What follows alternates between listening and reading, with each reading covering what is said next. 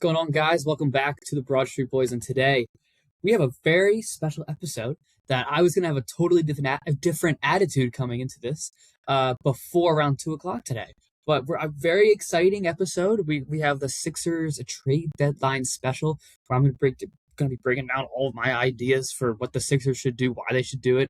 However, I will say again, by around 2 o'clock today, all of my plans changed, and I had to come up with a whole different plan because Daryl Morey just traded probably one of the three most likable people on this team. We're gonna see why, and I'm gonna get into that for whoever knows how long. But I'm excited to do this episode because I do love the Sixers. I don't love Daryl Morey, but we're just gonna find out and see what happens. But yeah, so the trade deadline. So before I really start getting into like the in-depth stuff with this episode, I want to put a disclaimer out. I'm currently recording this at 6:54 p.m. On Wednesday, and the trade deadline is tomorrow around 3 o'clock. And I will be posting this. You'll be seeing this on Thursday. I'll be posting this on at like 7 a.m. I'm going to schedule it for. But yeah. So I just want to put that disclaimer out. If something big happened and I say something or someone that's already on like a team, not my fault. I'm just disclaimer. It's now 6:55. Okay. Let's get into this I feel like I had to say this because this trade deadline has been absolutely insane. I feel like with the upcoming drafts, we're gonna have no idea what's happening because everyone has everyone else's pick, if that makes sense. There's first round picks being thrown out. There's second round picks being thrown out.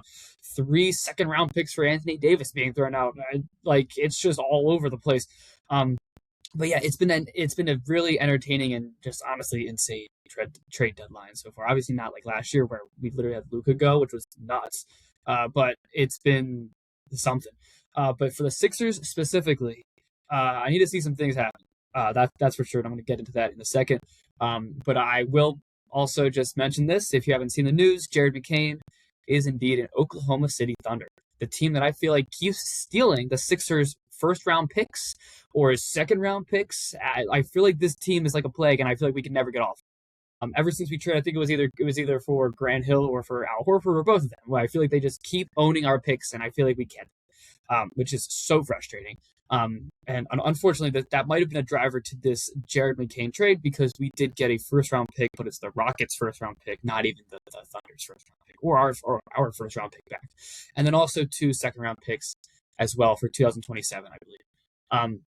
Yeah, so that's something Jared McCain. So if you grew up, I would say actually not if you grew up.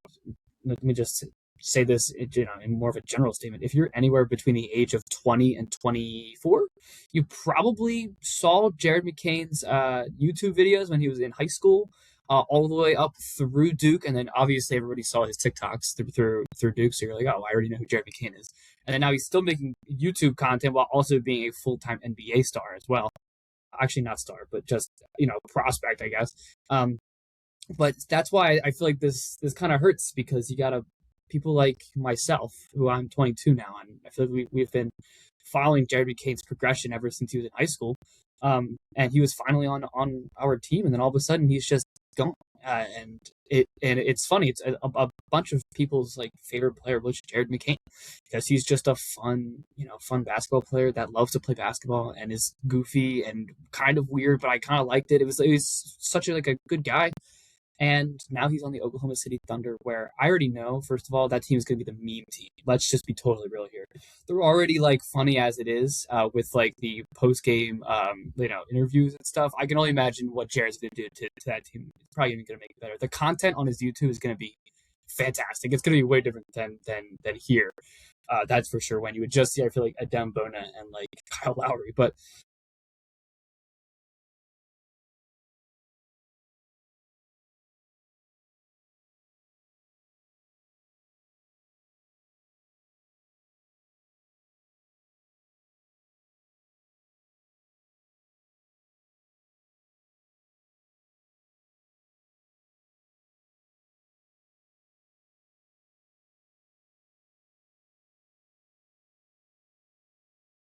Because in order for this trade to make sense and in order for this trade to like make me feel a little bit better about my basketball team, I'm gonna need to see a few things happen. Obviously, the Sixers are trying to load up on trades or draft stock. That's obvious, and we don't really know why yet.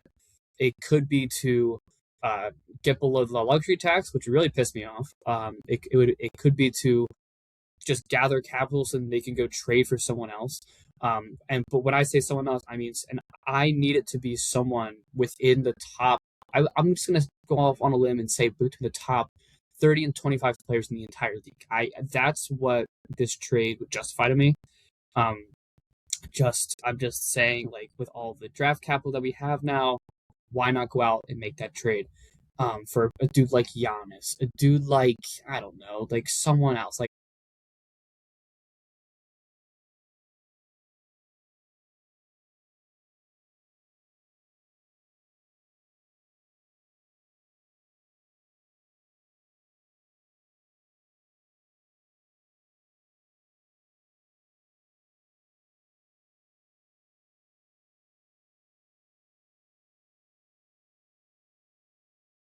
if we kept VJ, I think that we would probably go to the finals, which is awesome. But at the same time, if we traded VJ for him and then didn't go to the finals, I would be so upset because I'd be like, literally for the past 2 years have been bad, pretty much, especially last year. And then the year before was when Joel had Bell's palsy. Not blaming him in the slightest, but that season was rough because he was so good in the beginning and got hurt, and we lost the Knicks, which was a really frustrating season. So two back-to-back frustrating seasons. And I think we were like, what, the seventh seed? Oh boy, 6 or 7. I'm just going to leave it there. But we were that seed going against the Knicks, and then the Knicks beat us, which was in a really frustrating season. So we had that season, and then the season last year where I can tell you right now, no one really watched. All of that to draft well, by the way, to get a dude like Jared McCain, who was a rookie, probably the rookie of the year before he got hurt last year, and then a top 3 rookie of the year this year in VJ Edgecombe within a stacked rookie class. If you all could see, but VJ is, I think he's the third best. After Cooper Flag, possibly one other. I'll talk to you about that. But yeah, but to put in kind of rough seasons to get two great draft picks that Daryl Morey did make. I admit that the VJ one was kind of a layup because he was the third pick overall. So I was just kind of like, go get him type of thing, like just do it. But then there's like the Jared McCain one was an absolute great pick. It was right with Dalton Connect, which I think he wanted, and Dalton Connect was good for the beginning of last year, but then he fell off after he was traded to the Hornets, and then they declined the trade because Mark Williams didn't pass his physical, and then he went back, and it was awkward, and now he's not good at or not played as much. But yeah, Jared McCain totally would have won Rookie of the Year last year. But if all of that is given up for Giannis and we don't make the finals, then I'm upset. Because Giannis is 31 or 32 currently. I think he's 32, and he's not getting any younger. He has like Achilles issues, and not saying that that's going to really limit him, because Kevin Durant has had the same issue. And obviously Kevin Durant's still good. He's older than Giannis, but at the same time, like that shortens our window of being good, and I feel like shortening the window of being good is not great. So which is going to be frustrating. If we get Giannis and we lose with VJ and McCain, then in 5 years, it's again we're in the same spot that we were 2 years ago when James Harden left us. We're in the same exact spot, except this time Embiid is way older and might not even be playing in 5 years, and Giannis might also be retired. So it's literally just Tyrese Maxey. That's our team. So that is honestly my thoughts about the Jared McCain trade, and that's really like if there's no, it's really frustrating because if there truly is no other moves that the Sixers make or significant moves, don't tell me that like a small like getting some role player is a big move for losing a 21-year-old emerging star. Don't tell me that. And yes, he's averaging 6 points a game. However, look at his past 2 weeks. Thank you. And look at last year. He's starting to heat up with the current team as it is too. With everybody playing. So you can't tell me that he was regressing because he's 21 years old, and a player doesn't regress when they're 21 years old. If all of that is for nothing, I will be pissed. That's for sure. And especially if we don't do anything or like get anybody significant, that's going to really piss me off. So, but that is an angle where we don't do anything, and I'm annoyed. Everyone's annoyed, and they were like, "Why would you do that?" Um, that's an angle. Another angle is that he was trying to get under the luxury tax, which would be, how do I say this without freaking out? I don't know. I feel like there's two ways I'm going to say this, and I feel like both are going to make sense, hopefully to the audience, you guys.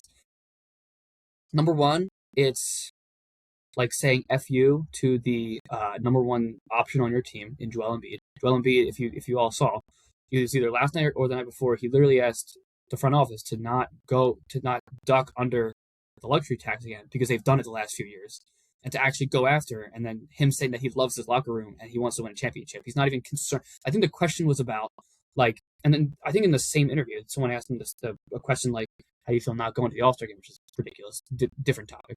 But how do you feel about like not being selected for the All-Star game? He said, I don't really care. I really just care about winning a championship. And then he went on to say that he wants this team to win a championship. He loves this team and all that. And then, and essentially, and pretty much said like, stop ducking the tax. And then if Daryl Morey ends up ducking the tax and trading away Jared, who is obviously a team chemistry guy, that's embarrassing. That's the number one thing that would happen if he is ducking the tax. Number two, if you do a little bit more research, Charles Bassey has a few more days left on his 10-day. So I think the whole goal, if this is the goal, it still annoys me. Before I say this, it still annoys me. But Charles Bassey has a few more days on his 10-day. I literally just saw that Walker also just got off his 10 days, so they have to now they have to sign him to a real contract and not a two-way contract. But essentially, what I think this is an angle. This is a very real angle that could happen within the coming days. Dominic Barlow, I will admit, Dominic Barlow has looked so good, been such a great hustle guy. Came out of nowhere, honestly, and he's looked awesome. He had 16 rebounds the other night. It's crazy. And it was all offensive rebounds. I watched the game last night. There was a possession where we had 3 shots and 3 rebounds by Dominic Barlow. It was all Dominic Barlow, whether it was him, going around like the centers or a long rebound. It's always in Barlow's hand. He's always there. I will admit he is good. However, if all of this was just so Dominic Barlow, he was on a two-way as well.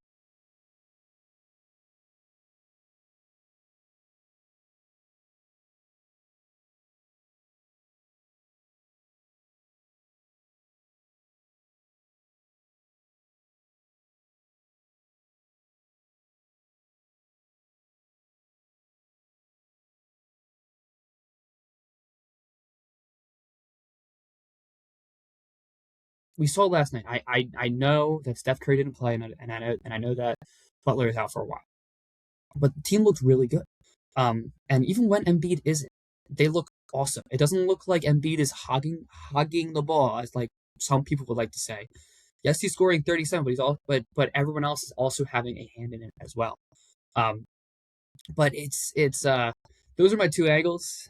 Whether it's ducking the tax via, you know, converting two ways and getting rid of Jared McCain for some reason, or he's really gearing up for a big superstar. So that's my thought about Jared McCain. I know we're 13 minutes in. I gave my thought about Jared McCain because I love Jared McCain. It really breaks my heart. He's literally one of my favorite players to this day of on this team. So that was not expected going into this podcast. What I was actually going to talk about is my top 5, trade targets that I think would be fine now. But the fact that we got rid of Jared, I think like it needs to be bigger than these dudes. But let me just bring up this list. I like this list. I posted it on Instagram. One person's already off it, but I'll just substitute someone else in there. So the number one player is Saddiq Bey. I think Saddiq Bey is so underrated, and I feel like he's always been so underrated. No one talks about Saddiq Bey like he's like this good player because he's so quiet. And I know because I'm a Villanova fan and I watch Villanova. Saddiq Bey never said anything other than he would ball. He would do so well. And all I gotta say is that if the COVID year didn't happen, the NCAA tournament would have been shocked by Saddiq Bey because that Villanova team was nasty and no one talked about them that year. They were dangerous, and Saddiq Bey was the focal point of that. Obviously, we are years away from that, but he's also currently balling on the Pelicans, which is awesome. because the Pelicans suck. If I'm gonna be honest, they suck. But Sadiq Bey has made an impact in a huge way, and he's scoring points. He's rebounding. He's a great shooter. Like, he's just fun. Sadiq Bey is fun. Also, has obviously had experience playing in Wells Fargo Center before. Yeah, fun prospect to think about. He's also averaging 16 points a game. People don't realize he's averaging 16 points a game and almost 6 rebounds a game. That's awesome. He would also be a fantastic three in place of Paul George, or 3 or 4, depending on if you want to play Kelly. Where he'd be a great 3 or 4 when Paul George is out, and when Paul George comes back in, you either keep him in or you put Kelly. That's totally up to Nick Nurse, but he fits that perfectly. Is honestly a microwave type of scorer. He gets hot, and then you're like, oh my god, like, get Sadiq Bey an open shot, and then he'll probably hit it. But yeah, fun, very fun player to watch. And I'm not gonna lie, plays great defense too. He's really solid defensively. So again, replacing Paul George, who's actually doing really well defensively, this would keep us afloat and probably give us anywhere between, I would say, the 5th seed and the 3rd seed, which is perfect. That's where I want to be, because I'm not gonna be courteous and say, oh, we're gonna get the number 1 seed or the number 2 seed. Probably not. But like, get within the 6 through 3, and I'm happy. Avoid the play-in. Let Joel, give that knee a little rest, and then go into the playoffs healthy. Number 2, same team, and this is why I was mentioning Trey Murphy in the beginning with Giannis, because Trey Murphy is a dog and would take a lot to get him, because I think the Pelicans know how good he is. But his running mate, Herb Jones, who is a fantastic defender and also plays the 3/4, mostly the 3, but is a fantastic defender, young kid, was really good last year, having a bit of a down year, but it's also the Pelicans, so everyone's having a down year. No offense, Pelicans fans, if you watch this podcast, sorry. But he averages 9 points a game, 3 rebounds, 2 assists, which doesn't sound good, but he's young, he's raw, this is gonna sound crazy, but he's got really long arms, and defensively he is awesome. And I feel like this could be a dude that when Paul George comes back, you could kind of stick him on the bench, and then he can come in, score a little bit, and play really good defense. And I feel like that's one thing that we're kind of lacking, is really good wing defenders, and I feel like he could fit that category. And then our best wing defensive players would be Edgecombe, Herb, and Quentin Grimes. And those are 3 really solid defenders that would be really fun to watch, especially in the playoffs. And if there's anything that I've learned from the playoffs, is that you could score all you want, but if you don't play good defense, like in crunch time, then no. And Herb Jones can play good defense, and I believe that he could play in crunch time. I would love to see what Nurse does with him. That was someone on my list. Number 3 was initially Colin Sexton. Colin Sexton was dealt today. Please go to the Bulls. Congrats, Colin Sexton. But my number 3 is going to be Tari Eason. Tari Eason will take a little more, I believe, than Sadiq Bey / Herb Jones, just because the Rockets value him really high. He's been a Rocket forever, not forever, but for a while. But Tari Eason is kind of like what Sadiq Bey usually is, if that makes sense. He's 12 points per game, 6 rebounds a game. He could play the natural 4, which would be really good for Kelly Oubre, playing the 3 when Paul is out. And I actually really like Tari Eason a lot, because I feel like Tari Eason could actually be in the starting lineup every day when Paul comes back, as the 4. He also plays really good defense, a solid scorer, fun to watch. And honestly, I like him for his defense, and that's something I feel like this team needs, a little more defensive intensity. He is a perfect example of that. My number 4 is Jalen Wells. Jalen Wells would take a little more. However, I was making this list last night, and if you saw I think about this morning that last night, who cares? Jaren Jackson Jr. is not a Grizzly anymore. He's on the Utah Jazz, which makes me think that they're kind of trying to not sell the team, but like kind of get rid of people. So maybe they would be a little more interested in getting rid of Jalen Wells. Really solid offense and defensive player, 2-way kind of combo guard. Would be really interesting coming off the bench. I feel like he would. He's almost like what Jared McCain would be in like a year or 2. Except he's already there, and a really good young kid, really young. But like, I feel like we kind of need someone like this to kind of reset the clock for trading away Jared McCain. But those are my top 4. I'm just trying to think of other people like in general. I'm just trying to think like whoever just fits like the mold of like a 3 or 4 like defensive kind of type of guy. Like I'm trying to think like Benedict Mathurin would be interesting. Doesn't play great defense, but is a really good scorer. And is again very fun to watch. Benedict Mathurin. I'm just kind of throwing out names. I don't want John Moran before anyone starts talking about this. I don't want John Moran. He seems like a head case. I'm good. I don't want Zach LaVine. Can't play defense. It's a little on the other side. Yeah. I mean, honestly, those are my top 4. Like, I'm trying to think of like other people that might be on like the trade block or whatever, but I think those are my top 4, and I really feel good about that top 4. All of them play pretty solid defense. Jalen Wells less so, but the other 3 play really good defense. I honestly, that wasn't in order. Like it was just like of who I want. I think number 1 is Sadiq Bey. This number 2 is gonna be Tari Eason. Number 3 is probably gonna be Herb Jones, and then Jalen Wells. Yeah, those are probably my top 4 right there because they're fun. And I feel like they'll fit the vibe here a lot as well. So, you know, we're kind of also trying to make up for a locker room presence as well. Like Jared McCain was fun. Seemed like everyone loved him. We're trying to bring someone in here similar to that type of vibe as well. So that's my top 4. Again, I'm going to say it now. I'm going to talk a little bit more, but it's 7:15. I haven't seen anything go crazy yet. I'm kind of waiting for my phone to buzz. That's how I've been sitting here all day. But yeah, but this Sixers team is very interesting. I think they're dangerous come playoff time, especially if they're all healthy. It's like, and I know saying it out loud, it's a big if, and it's kind of crazy to say that they are dangerous in the playoffs, considering we haven't made the Eastern Conference Finals since before I was even alive. I believe it was 2001 was the last time that we were there. With Allen Iverson, I've never seen an Eastern Conference Finals with the Sixers in it, which is kind of crazy to say out loud because I'm 22 years old. But I feel like this team could be dangerous if they all just stay healthy.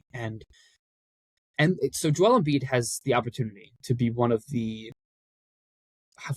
best comeback stories in Philadelphia sports history. If Joel Embiid wins a championship this year or next year, is that the greatest comeback story in history? Obviously, if you want to count Nick Foles as a comeback story, that might be a little better because it's the Eagles, and I really believe me, I recognize this is a football town, so Nick Foles might be a little better. However, the Joel Embiid story of being out the first 2 years, coming back, tearing it up, but also getting hurt periodically throughout every single year.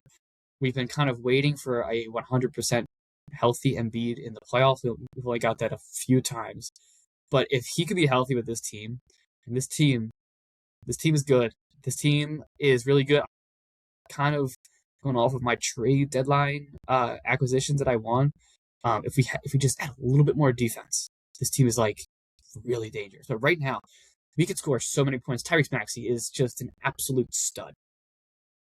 I mean, seriously, if you thought Tyrese Maxey was gonna be this when we drafted him, you're crazy. I think you're lying to me. Like I knew Maxey was gonna be good after year 2, I believe, because year 1 he didn't play a lot because we had Doc Rivers. Then he eventually kind of came into his skin against the he had the big shot against the Nets, and then the year after that was I believe the Knicks. I could be skipping here, who knows? But then that big Knicks shot, and you're just like, oh yeah, Tyrese Maxey's legit, dude.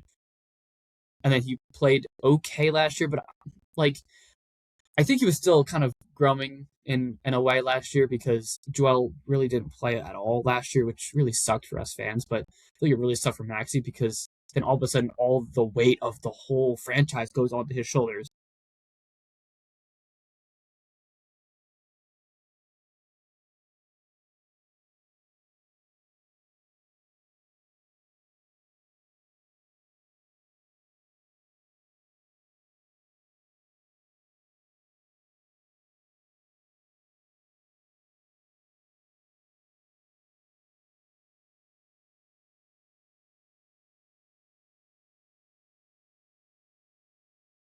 He kind of like, I mean, VJ Edgecombe came into the league obviously with huge upside and potential and really hard worker, which are 3 attributes that I love, which is why I love the pick. And you could look at that at my draft breakdown as well. I believe I posted a video about it. And I was a big fan of that. But I think Tyrese Maxey's guidance and coaching for VJ Edgecombe has been huge, not just for his skill, I think for his what's called confidence. I think his confidence, VJ Edgecombe, has honestly just increased. He put up 25 points last night against the Warriors. Looked really good. Obviously, Embiid didn't play, but he looked really good then. But yeah, so that's it. So going off of Joel Embiid, I think it was kind of a blessing in disguise that Joel didn't play at all last year, because that was just, it kind of taught Maxey how to be like, okay, like, don't press, just let things come to you and be who you are and become that leader. Because listen, you can look back at past podcasts. I am a huge Joel Embiid guy. I will probably ride or die with him until he leaves, that's just the nature of myself. And I think I've explained this before, but the main this is just a quick thing before I finish my point about Joel. But I kind of relate a lot with Joel because I feel like he brought people back to the Sixers. There was that period where they kept being the 8th seed. They beat the Bulls against Derrick Rose as an 8th seed versus 1, which was crazy with Iguodala. And you were like, oh my gosh, this is crazy. I remember a little bit of that. But then as soon as that team moved on, we had the process, and we were really bad. I could tell you right now that my parents totally forgot that we even had an NBA basketball team. My mom got really close tickets to in like 2013. I'm talking row 4, and they were like $20. We saw Nerlens Noel. If you want to test my knowledge, go ahead. But that's why I kind of am a ride or dyer with Embiid, because no one cared about the Sixers until Joel Embiid existed. Like, no one cared. Like that period between Iverson and Embiid, you had the Iguodala, and he was fun, but no one really cared. And now here we are, people are starting to care again, and that's why I'm going to ride or die with him. But I feel like it was a blessing in disguise last year that now Tyrese Maxey knows how to do things, and I feel like the absence of Joel will kind of show you that. But yeah, I'm honestly excited for this team. Everybody's fun. I mean, that's honestly, this is the last thing I'll say about Jared McCain leaving, because I know I've said a lot, but I think that's why it also hurts that Jared's gone. It's because I feel like these past few teams that have won, they've been so tight. Like, they're all best friends. They're all obviously going out to like dinner together. Like, who knows? Like, obviously VJ and Maxey are best friends, and I could tell you that Jared McCain was also close with those guys as well. And I just feel like Joel Embiid's having so much fun playing, and Kelly Oubre, and I feel like Paul George is smiling more. Like, this team had like that chemistry that you need for a championship team, and I feel like getting rid of Jared kind of hurts that a little bit, and I don't want it to completely hurt that, which is why we need to do another move. Hopefully this happens tonight or tomorrow by 3 p.m. That's my hope. But what I've learned is that it's the power of friendship that gets you a ring, pretty much. So yeah, that's where I'm going to leave off. Thank you all so much for watching or listening today. Hopefully the Sixers make a move within the next, let's just say 17 hours ish. Hopefully, so we'll see what happens. But I don't think anything crazy has happened since I've been on this podcast. This is a win for me. But yeah, so thank you all so much for watching.